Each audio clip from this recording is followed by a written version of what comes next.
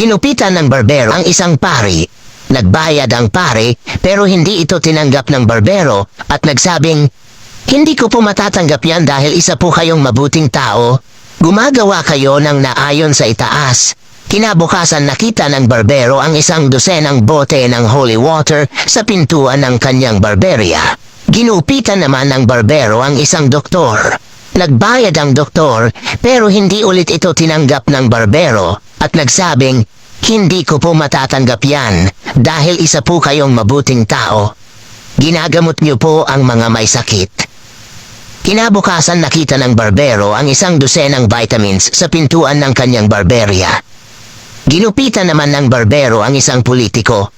Nagbayad ang politiko pero hindi ulit ito tinanggap ng barbero at nagsabing, "Hindi ko po matatanggap yan dahil isa po kayong mabuting tao. Nagsisilbi po kayo para sa mga tao." Kinabukasan nakita ng barbero ang isang dosenang politiko sa pintuan ng kanyang barberya.